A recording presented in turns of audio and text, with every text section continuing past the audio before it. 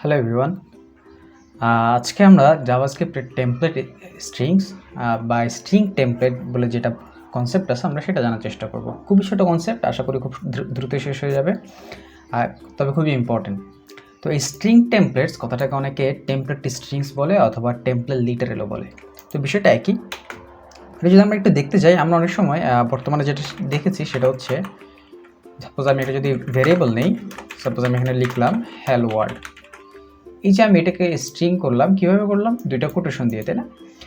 তো আমরা template string যদি ব্যবহার করতে চাই তখন আমাদেরকে যেটা করতে হয় সেটা হচ্ছে এই কোটেশনের বদলে আমরা ব্যাকটিক ইউজ করতে পারি। কিবোর্ডের ব্যাকটিক যেটা আছে সেটা ইউজ করতে পারি, তাহলে এটা একটা স্ট্রিং হয়ে গেল। এখানে এখন সুবিধা হচ্ছে আমরা এর মধ্যে এখন অনেক কাজকর্ম করতে পারি। সাপোজ ধর আমি হ্যালো ওয়ার্ল্ডটাকে এইভাবে কোটেশনের মধ্যে রেখে দিতে পারি।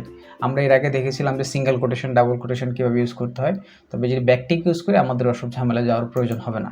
তো আমি যেটাকে যদি কনসোল লক করি, কনসোল লক টেক্সট, তাহলে আমরা দেখতে পারবো এখানে দেখো এই যে কোটেশনের মধ্যে চলে আসছে।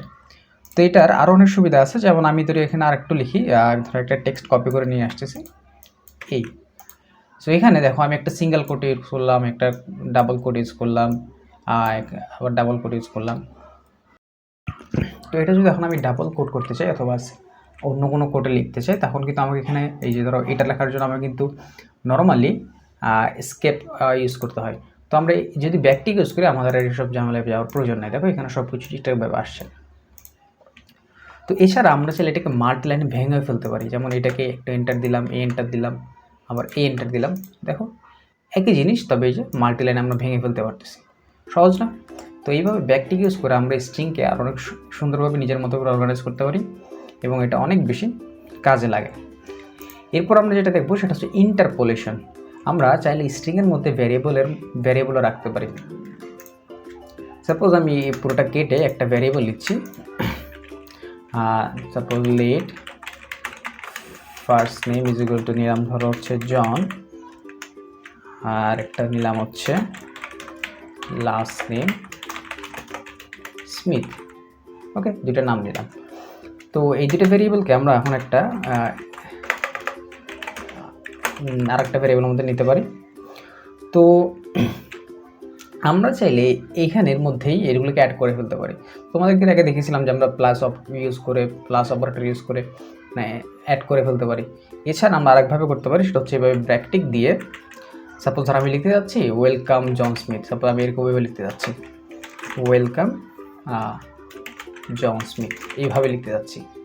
ওকে, তো এখন এটা তো ভ্যারিয়েবল আকার, আমি চাচ্ছি এই দুইটা ভ্যারিয়েবলকে এখানে দিতে, আমি ডিরেক্ট এভাবে নাম পাস করতে যাচ্ছি না।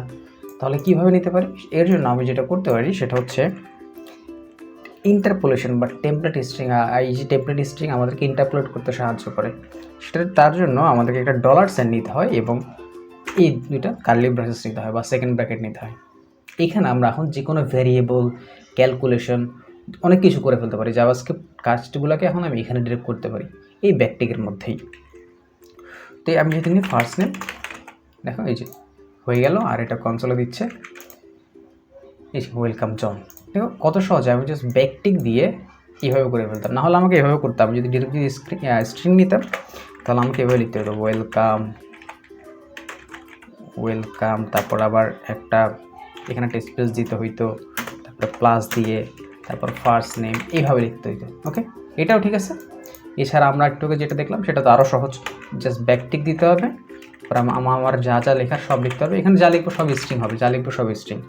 যদি এর মধ্যে ভ্যারিয়েবল প্রয়োজন হয় তখনই ডলার দিয়ে, বা ভ্যারিয়েবল বা যে কোনো জাভাস্ক্রিপ্টের অন্য ক্যালকুলেশন করার প্রয়োজন হয় তখন আমরা ডলার সাইন দিয়ে কার্লি ব্রেসেস দিয়ে এর মধ্যে আমার কী করতে হবে সেটা বলবো। আমি ডিরেক্ট ফার্স্ট নেম লিখে ফেলতে পারতেছি, এই যে ফার্স্ট নেম। এই আমি একের সাথে আবার এখানে একটা স্পেস দিতে পারি, এই স্পেসটা কাউন্ট হবে, যে আমি স্পেসটা দিলাম না, এটা কিন্তু স্ট্রিংয়ের অংশ, এটা কিন্তু স্ট্রিংয়ের অংশ। ভিতরে হচ্ছে আমরা জাভাস্ক্রিপ্টে যেসব কাজগুলো করছি, অন্য কাজগুলো আর কি। সো আবার নিলাম লাস্ট নেম, এই তাহলে এই স্পেসটা কেটে দিই। এই যে এটাকে বলা হচ্ছে টেমপ্লেট লিটারেল বলে, একই সাথে টেমপ্লেট স্ট্রিংসও বলে। তো কেবল এটা না, আমরা চাইলে এর মধ্যে যোগ বিয়োগ করতে পারি। সাপোজ আমি এখানে একটা নাম্বার রাখলাম, আমি একটা ভ্যারিয়েবল লিখছি, let num1 is equal to 5, let number 2 ধরো এই ভ্যারিয়েবল নেম নিলাম, সেটা ভ্যালু দিলাম 6। আমরা এর মধ্যে এখানে ডিরেক্ট এখানে লিখতে পারি টোটাল ইজ, এইখানে আমরা ডিরেক্ট যোগ বিয়োগ করতে পারি। তো তোমাদের তো অনেকের মনে হতে পারে আমরা আসলে এইটাকে এইভাবে যোগ করে ফেলতে পারি আগে, যেমন আমরা একটা ভ্যারিয়েবলের মধ্যে লেট রেজাল্ট নিয়ে num1 প্লাস num2 এই, আর টোটাল ইজ তাহলে এইভাবে দেখা দিতে পারি, এইভাবে রেজাল্ট।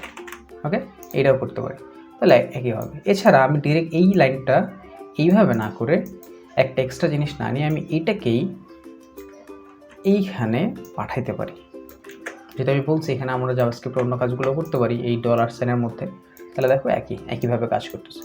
তো এর মধ্যে আমরা অনেক কিছু করতে পারি। ওকে, তো আশা করি বুঝতে পেরেছি এটা হচ্ছে আসলে টেমপ্লেট স্ট্রিংসের বিষয়। আমরা এই ব্যাকটিক ইউজ করে খুব সহজেই এর মধ্যে আমাদের ভ্যারিয়েবল টেক্সট একসাথে মিক্স করে কোনো একটা কিছু আউটপুট দেখাতে পারি বা কোনো কিছু স্টোর করতে পারি। ওকে, তো আশা করি ভালো লেগেছে। ধন্যবাদ সবাইকে।